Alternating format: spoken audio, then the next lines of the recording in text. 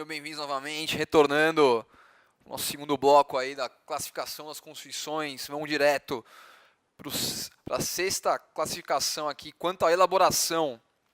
Quanto à elaboração, a Constituição pode ser classificada como dogmática ou histórica. O que é a Constituição dogmática? É aquela que expressa os dogmas principais, tá, de uma sociedade. Ela é fixada, né, em um certo momento, né, da história de uma nação. Correto? Então, exatamente essa é a grande diferença para a histórica. Histórica, o que é uma Constituição histórica? Que ela vai sendo desenvolvida ao longo do tempo, tá? Mediante, né, os costumes, mediante a jurisprudência, tá certo? Então, essa é a grande diferença quanto à elaboração, né, uma Constituição dogmática. Ela é posta num certo momento histórico ali, que são fixados os principais dogmas de uma nação dentro dessa Constituição, tá? E a histórica é exatamente o contrário, tá? Que ela vai evoluindo com o tempo, tá bom? Então, vamos lá. Quanto à ideologia, uma Constituição pode ser ortodoxa ou eclética, que também é bem simples. Eclética, que ela expressa diversos valores, tá, no seu corpo. Então, a nossa Constituição ela é bastante eclética, tá? Que ela traz diversos valores, aparentemente até contraditórios, né? Ela traz a função social do trabalho, e ela traz, né, o respeito à iniciativa privada, certo? Ela traz a proteção do meio ambiente, mas também, né, fala do desenvolvimento econômico sustentável. Então, ela é bastante eclética, tá? Já a ortodoxa é o contrário. É aquela que defende uma única ideologia, tá bom? Oitavo tipo, quanto à sistematização, ela pode ser unitária ou codificada. O que é unitária ou codificada? É parecido lá com a classificação da Constituição escrita, tá? Aquela que vem em um único corpo, correto? Em um único documento. Então, né, o próprio nome diz, bem facinho, unitária ou codificada, não tem segredo, não tem como errar na hora da prova, tá? É exatamente a nossa Constituição. E variada ou não codificada é o contrário, tá? Que seria o equivalente a uma Constituição não escrita, que é aquela que é formada por textos esparsos, tá? Por costumes, jurisprudência, tá bom? Facinho também. Nono tipo, esse aqui é um pouquinho mais chatinho, é importante a gente saber, tá? Sem se desesperar. Quanto à essência, isso aqui é importante a gente saber, né? Caso caia o nome do autor que criou essa classificação, tá? O Karl Loewenstein. Que ele dizia? Uma Constituição pode ser normativa, semântica ou nominalista. Qual que é o grande critério aqui? Tá? A adesão da norma à realidade social experimentada. Tá bom? Esse que é o critério.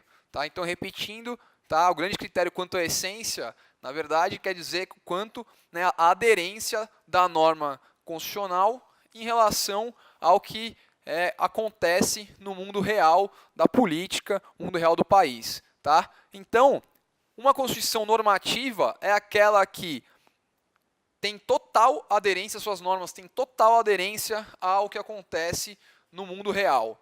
Entendeu? Então, normativa, para vocês sempre lembrarem, a doutrina sempre usa esse exemplo, é aquela roupa, tá, do nosso tamanho, bem justinha, bem bonita. Tá? Você vê que ela não está nem um número acima ou abaixo. Tá? Então, resumindo, a norma constitucional ela é expressada fielmente nas relações jurídicas, nas relações de poder. Tá bom? Essa é a normativa. Tá? O que é a semântica? É exatamente o oposto. Tá? É aquilo que o que é previsto na Constituição, na verdade, só serve para tentar dar algum tipo de legitimidade para os detentores do poder. Tá? total descasamento, o que está previsto na Constituição tem total descasamento com o que realmente é praticado, né, no mundo real do poder, no mundo real da política. Então, ela é uma Constituição meramente semântica. E, por fim, a Constituição nominalista é o meio termo, nem lá, nem cá. Né? É aquela roupa só com um número acima. Tá? É aquela Constituição que ela tem boa parte, né? Ela tem boa parte de aderência à estrutura de poder, aos fatores reais de poder. Tá bom? Essa é a nominalista, que é o caso da nossa Constituição de 88. Certo? Boa parte do que está previsto na Constituição ela realmente é expressada nas relações de poder. A gente sabe que, infelizmente, não é 100%. Né? Infelizmente, a Constituição ainda não é totalmente obedecida, não tem essa expressão, né, no dia a dia da política conforme a gente gostaria. Então, por isso que a doutrina também ela é praticamente pacífica em dizer que a nossa Constituição ela é nominalista. Tá bom? 10º critério, quanto à finalidade. Quanto à finalidade, a Constituição pode ser garantia, balanço ou dirigente. O que é a Constituição garantia? A Constituição garantia é aquela que garante os direitos, as liberdades negativas aos cidadãos. Tá bom? O que são as liberdades negativas? São aqueles direitos fundamentais de primeira dimensão ou primeira geração. A gente vai ter uma aula disso daí, um pouquinho mais para frente. Tá? Mas são exatamente direitos negativos em face do Estado. Né? Lá no comecinho do desenvolvimento do constitucionalismo foram os primeiros direitos a serem assegurados, né, que são as liberdades públicas. Tá? Então, o direito à propriedade, né, não são o direito à liberdade de expressão, tá? São direitos que, na verdade, exigem uma abstenção do Estado. Tá? Não uma prestação, mas uma abstenção do Estado. Esses são os direitos fundamentais de primeira dimensão ou primeira geração. Tá bom? Então, a Constituição Garantia é exatamente essa, que garante esses direitos de primeira dimensão ou geração para os cidadãos. Tá? É o caso da nossa Constituição também. A gente vai ver que aqui se encaixa em dois tipos. A Constituição Balanço, na verdade, é uma Constituição que era adotada pelos países comunistas, né, da época da União Soviética. Na verdade, de tempos em tempos, eles viam os avanços que tinham na sociedade e faziam um balanço do que foi alcançado, né, dos avanços que foram alcançados pela sociedade, para assim estabelecer uma nova Constituição, tá, com base num novo projeto. Tá bom? Basicamente é isso, também não se aplica mais no mundo atual. Tá? Mas é importante a gente saber, Constituição Balanço é exatamente essa, que pega e faz exatamente um balanço do que foi, quais foram os resultados de determinada Constituição, tá? E colocam isso numa outra Constituição, constando novas regras. Tá bom? Por fim, uma Constituição dirigente, tá? Também é a nossa. O que é uma Constituição dirigente?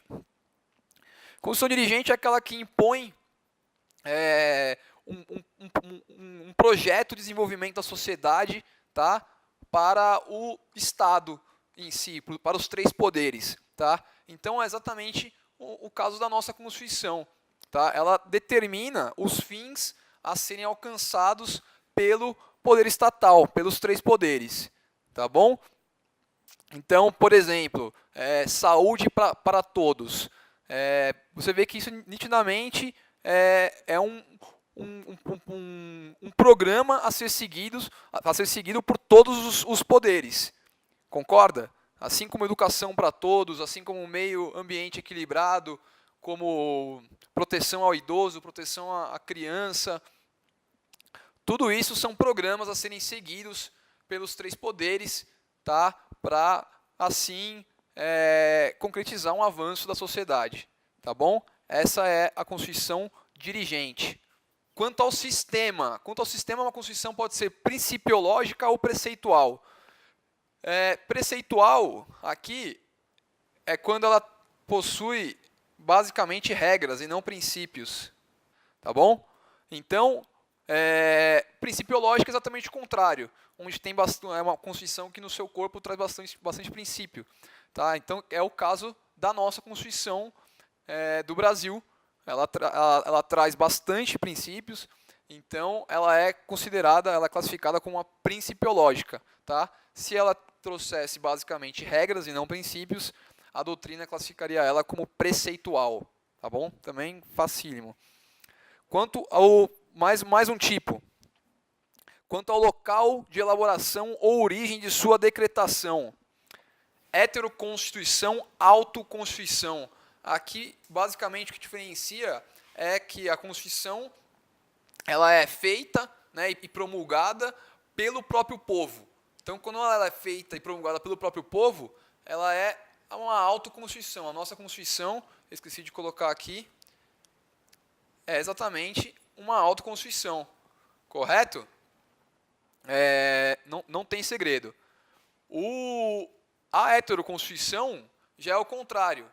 Tá? Então, o exemplo que se dá, por exemplo, é do Canadá, da Austrália, da Nova Zelândia, que as suas constituições precisam ser aprovadas pelo Reino Unido, lá pela Inglaterra. Tá? Eu sei que isso é curioso, mas isso existe. Tá bom? Então, esses são exemplos de heteroconstituição. Apesar de serem elaboradas nos seus países, elas são submetidas à rainha Elizabeth para dar o ok nessas constituições. Tá bom? E, por último, também bem facinho, quanto à função provisória ou definitiva. O próprio nome diz, né, uma Constituição provisória é aquela que já nasce com prazo determinado de vigência, que vai valer por um determinado período, enquanto a definitiva, ao contrário, ela já nasce para ficar por o maior tempo possível. Tá? Então, nossa Constituição, como a gente sabe, não tem prazo de validade, podemos assim dizer, tá? Então ela é considerada como definitiva. Tá? Provisória, geralmente, é feita em situações de transição, pós-guerra, entendeu? Que não é o caso, nunca foi o caso aqui do Brasil. Tá bom? Então, é isso. Provisória, definitiva, facinho. Visto classificação das constituições, vamos tratar aqui do poder constituinte. Matéria também que costuma cair prova sim, prova não. Tá? Separei aqui os principais pontos para a gente matar a pau na hora da prova. Conceito, primeiro, o que é o poder constituinte? Tá? É o poder de criar uma nova ordem jurídica. Tá?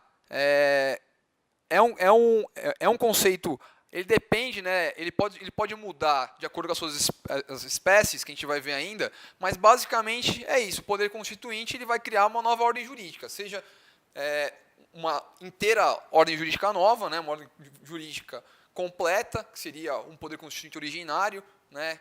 Criar uma Constituição nova, ou, né, pegar e reformar essa ordem jurídica, que não deixa de ser criar uma nova ordem jurídica, tá? Que seria o poder constituinte reformador. A gente vai ver aqui na frente, tá bom? Qual que é a origem? Importante a gente saber, tá? Quem é apontado, né, como um dos precursores do poder da teoria do poder constituinte, tá? É exatamente esse abade aqui, né, o Emmanuel José Saez, com o livro Que é o Terceiro Estado, publicado um pouco antes da Revolução Francesa. Nesse livro, né, ele defende o fim, né, da nobreza e da monarquia, falando que o que é o terceiro Estado é exatamente o povo, né, que teria que ser um Estado do povo.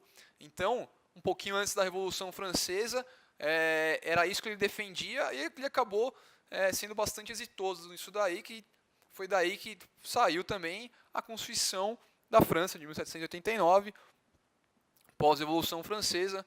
Então, ele foi, inclusive, um dos constituintes a fazer essa nova Constituição. Tá bom? O que a gente vai saber também? Natureza. Qual que é a natureza do poder constituinte? Tá? Aí a gente tem duas teorias. Então, tem a teoria justnaturalista e a teoria positivista. Tá? O que diz a teoria justnaturalista? Que o poder constituinte é um poder jurídico. E sendo um poder jurídico, ele seria limitado pelo direito natural, correto? Direito natural, com certeza vocês sabem, diferente do direito oposto, seria um direito que seria inerente à condição da humanidade, dos seres humanos, né? Então seria algo que nem dependeria de estar escrito em nenhum lugar, tá? Isso é uma discussão um pouco mais profunda, mas em linhas gerais, quem precisa saber é exatamente isso, tá? E a segunda teoria é a teoria positivista ou majoritária, tá? Segundo essa teoria, esse poder constituinte seria poder de fato, tá? Por ser poder de fato, ele seria ilimitado juridicamente, ele não tem limite, tá? Prevalece na doutrina, caso caia na prova, tá? Que a teoria que fundamenta o poder constituinte é a teoria positivista, beleza? Então, o poder constituinte seria um poder de fato, ilimitado juridicamente, tá? Aqui não cabe a gente a fazer grandes, principalmente em prova de primeira fase, tá? Entrar em discussões se esse poder não seria tão ilimitado pelo respeito aos direitos humanos, né, devido ao grau de evolução atual da sociedade. Vamos, né, deixar essa discussão para uma segunda fase, né, para vocês banjar conhecimento lá. Beleza, na primeira fase não vamos brigar com a questão. Perguntou qual que é a teoria que fundamenta o poder constituinte, manda lá, teoria positivista, tá? E corre para o abraço que vai estar certo. Beleza? O que mais que a gente pode saber do poder constituinte? Titularidade. Quem que é o titular do poder constituinte? É o povo, né? O titular do poder é o povo, né? A gente elege os representantes, tá? Para eles exercerem o poder, mas eles exercem o poder como nossos representantes, tá bom? Isso inclusive está na nossa Constituição, tá? Por isso que eu coloquei aqui, titularidade, povo, exercício, aí sim, quem vai exercer esse poder constituinte são os representantes do povo, tá? A gente vai ver, se for um poder constituinte originário, aquele, né, que cria uma nova Constituição, a gente vai eleger uma Assembleia Constituinte, e essa Assembleia Constituinte específica vai criar uma nova Constituição. Se for já um poder constituinte derivado, tá?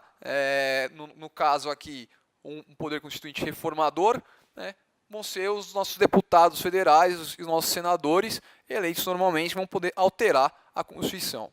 Tá bom? Espécies, vamos lá. Espécies de poder constituinte. Então temos dois.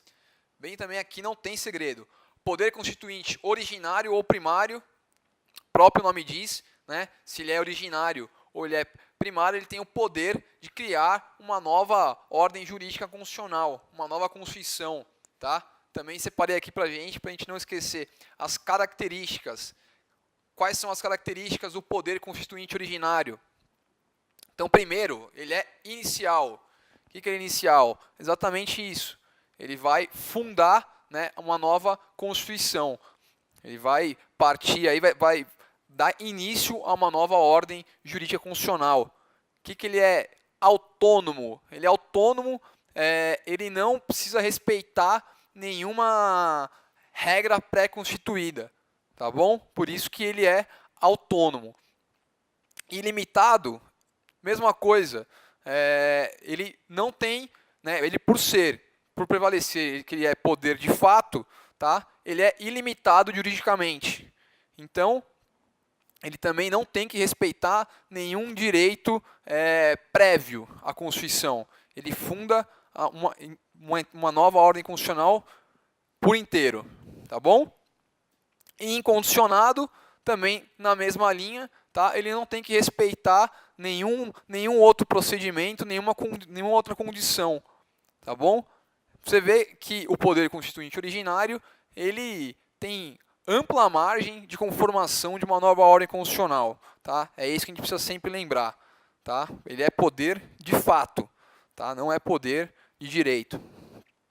O segundo tipo já é o poder constituinte derivado, instituído ou secundário, né, dependendo aí do autor, mas ele é um poder, né, que ele é encontrado já dentro da Constituição, ele já advém da Constituição, correto? Ele não vive, né, ele é criado logo após a Constituição, assim que uma Constituição é promulgada ou outorgada, tá? É criado também o poder constituinte derivado, tá? E é por isso que as características, a primeira, que é exatamente que ele é derivado, ele deriva da Constituição, correto? Ele depende dessa Constituição, tá? Ele é limitado porque dentro da Constituição terão normas, limites que devem ser respeitadas numa alteração constitucional. Então, né, por exemplo, no nosso caso, as cláusulas pétreas, por exemplo, né, e ele também é condicionado, tá? Ele é condicionado, ele tem todo um rito a ser seguido, tá? Ele não pode ele não pode alterar a Constituição de qualquer forma, tá? Ele tem que seguir as regras dispostas na Constituição para alterar o seu corpo, tá bom? Vamos lá, coloquei aqui espécies do poder constituinte derivado. Então a gente viu, né, o poder constituinte tem o originário, o derivado. Dentro do derivado a gente vai ter dois tipos, também bem facinho. Vai ter o reformador e o decorrente. O reformador é exatamente aquele das propostas de emenda à Constituição, correto? Então, o que eu coloquei aqui para a gente saber? Que o poder constituinte reformador é exatamente o poder de alterar a Constituição, e ele vai ter 3 limites. Primeiros limites que a doutrina diz como materiais, tá, que são as cláusulas pétreas, que estão lá no artigo 60, parágrafo 4º, importante a gente sempre lembrar dessas cláusulas pétreas. São 4, né, a gente lembra: forma federativa do Estado, separação dos poderes, direitos e garantias individuais e o voto secreto, direto, secreto, universal e periódico, tá bom? Importante a gente sempre lembrar dessas cláusulas pétreas que vira e mexe e cai, tá? Quais são os outros limites apontados aí pela doutrina? Limites circunstanciais. Circunstanciais são esses que a gente vai aprender ainda, são estados momentos de instabilidade institucional, tá, que a Constituição prevê mecanismos para sanar, para que o poder seja exercido durante esses períodos de instabilidade institucional, tá bom? Então, né, são 3 que a Constituição prevê: intervenção federal, estado de sítio e estado de defesa. Perdão. Que no momento adequado a gente vai aprender, mas é importante que a gente saiba desde já que esses 3 estados, né, que a intervenção federal não deixa de ser um estado, tá? Estado que eu digo, né, formas de resolver uma instabilidade do poder, eles são limites circunstanciais, beleza? Outro limite que é colocado pela doutrina são os limites formais ou procedimentais. Isso aí também não tem segredo, tá? É como que uma emenda constitucional tem que ser aprovada. Com certeza vocês já sabem, né?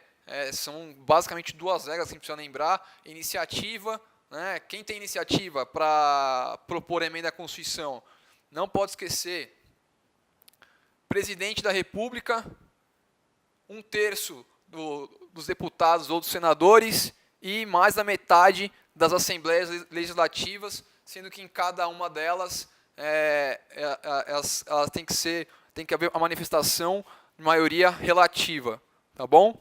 E a segunda regrinha é exatamente o procedimento.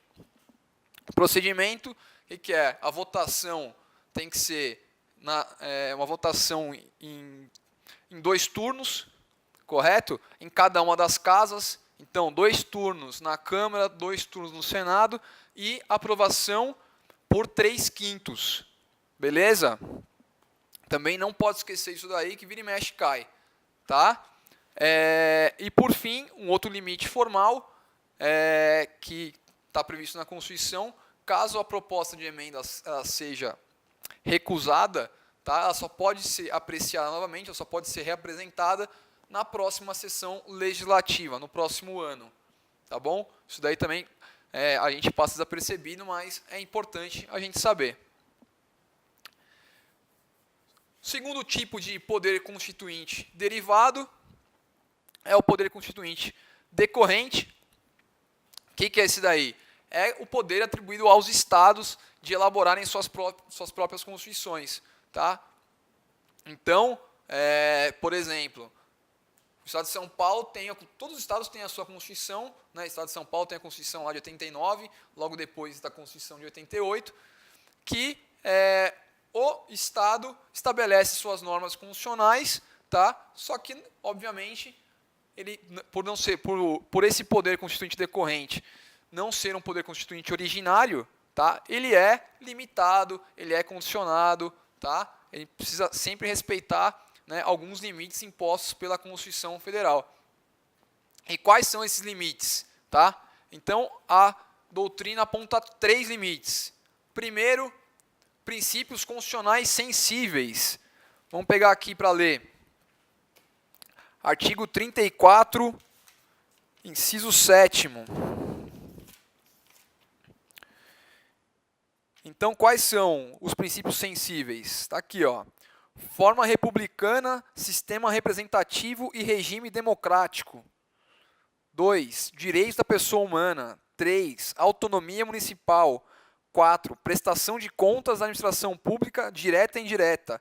E 5. Aplicação do mínimo exigido da receita resultante de impostos estaduais, compreendida proveniente de transferências, na manutenção e desenvolvimento do ensino e nas ações e serviços públicos de saúde. Beleza? Então, é importante a gente lembrar disso daí, tá? Esses são alguns limites que a Constituição dos Estados tem que respeitar, tá bom? O segundo limite aqui, princípios constitucionais estabelecidos ou organizatórios. O que são esses princípios? Esses são princípios, basicamente, que impõem a organização, né, não só da União, mas também dos Estados, e que são de observância obrigatória pelas constituições estaduais. Então, por exemplo, né, os que tratam da eleição do governador,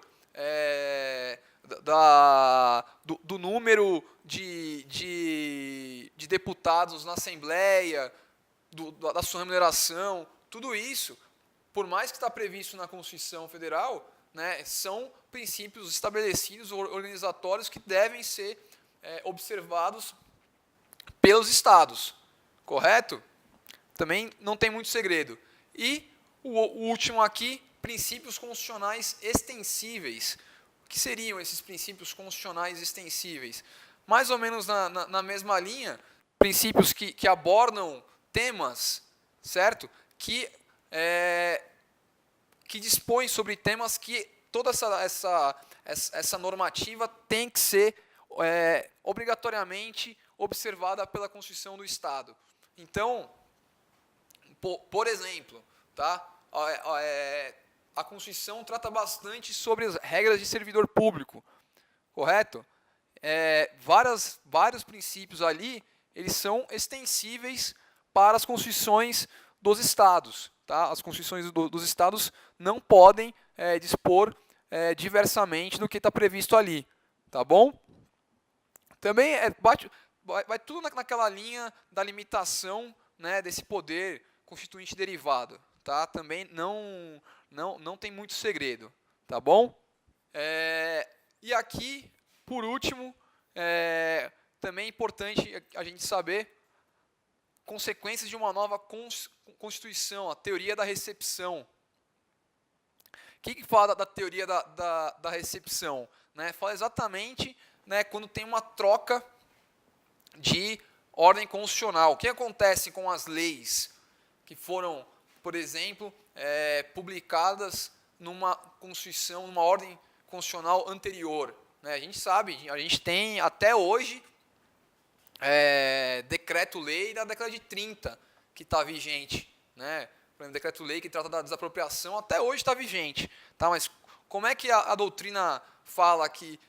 Como que ele está vigente até hoje? Se nem decreto-lei mais existe hoje no nosso ordenamento, por exemplo. Então, que a gente precisa saber exatamente essa teoria da recepção. Tá? O que a teoria da recepção diz? Que quando há uma nova ordem constitucional, tá? Todas as leis anteriores, elas passam por essa filtragem para saber se elas são recepcionadas ou não, tá? E como que elas são consideradas recepcionadas? Elas têm que ser materialmente, tá, compatíveis com a nova Constituição. Então, um exemplo clássico é o nosso Código Tributário Nacional, tá?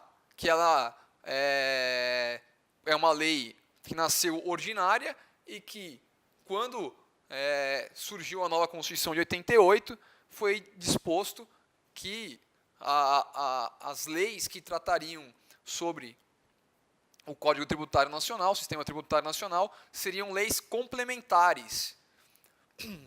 E aí? O Código Tributário Nacional deixou de existir? Foi recepcionado? Foi recepcionado. Por quê? Porque ele era materialmente compatível com a nova Constituição. Tá? Um exemplo contrário, que demorou um pouco, mas a gente pode usar como um exemplo. A lei de imprensa. Correto? A lei de imprensa, ela foi uma lei ordinária, que depois da Constituição também poderia ser uma lei ordinária, mas quando foi posta em juízo, o STF, né, mediante o julgamento de uma DPF, porque é uma norma pré-Constituição, disse que a norma ela não era materialmente compatível com a Constituição. Tá? Então, ela foi declarada inteirinha inconstitucional. Então, ela não foi recepcionada. Tá? Esse é o exemplo contrário. Tá bom? Qual que é o segundo requisito? Tá? A norma, para ela ser recepcionada, ela precisa ser formalmente válida perante a Constituição que ela foi publicada, correto? Então, para ser recepcionada, ela precisa, primeira coisa, ela é formalmente constitucional perante a Constituição antiga? Beleza, ela precisa ser formalmente constitucional. Ela é materialmente constitucional perante a nova Constituição? Beleza, foi recepcionada. Ela pode, perante a nova Constituição, ela não precisa ser formalmente compatível, ela pode ser só materialmente compatível, mas só sendo materialmente compatível, ela já vai ser recepcionada. É exatamente o caso que eu falei, tá, do Código Tributário Nacional. Então, foi isso que eu escrevi aqui. Todas as normas que forem formalmente incompatíveis com a nova Constituição, porém materialmente compatíveis, serão tidas por recepcionadas pela nova ordem constitucional. Também a terceira regrinha aqui que eu coloquei, tá? Para que essa norma possa ser recepcionada, ela precisa ser formal e materialmente compatível com a antiga Constituição. Tá? Então, a regra ela é bem lógica. Fiz uma lei. Se a lei já era inconstitucional perante a antiga Constituição, não tem como ela pegar e se transformar constitucional agora. Correto? Então, ela tem que ser uma norma constitucional perante a antiga Constituição e quando ela é posta mediante uma nova ordem constitucional, ela tem que ser materialmente compatível. Ela não precisa ser formalmente. Tá? Obviamente, caso tenha que alterar aquela legislação, eu vou respeitar aquilo que a nova Constituição prevê em relação à forma e procedimento. Correto? Então, por exemplo, um decreto-lei ele tem uma força normativa de lei ordinária, em regra. Se não foi previsto nada diferente na Constituição de 88, ou vai ser lei ordinária ou vai ser lei complementar. Para eu alterar esse decreto-lei, eu posso alterar hoje, tá, mediante um projeto de lei ordinária ou um projeto de lei complementar. Simples assim. Beleza? E, por último aqui, não há inconstitucionalidade superveniente. O que quer dizer isso? Tá? A norma ela foi recepcionada, o parâmetro é exatamente esse momento da recepção. Então, o parâmetro para que a norma seja recepcionada é a entrada em vigência de uma nova Constituição. Obviamente que isso não impede, né, de que, mediante uma alteração da Constituição, essa lei perca né, o seu pressuposto de validade, né, passe a ser materialmente incompatível, tá bom?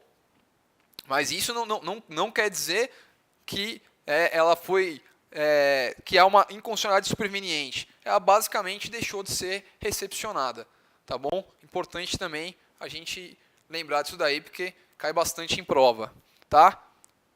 Bom, eu acho que é isso daí. Tentei dar uma acelerada, mas fico aberto para perguntas, tá bom? A gente se encontra no próximo encontro aqui.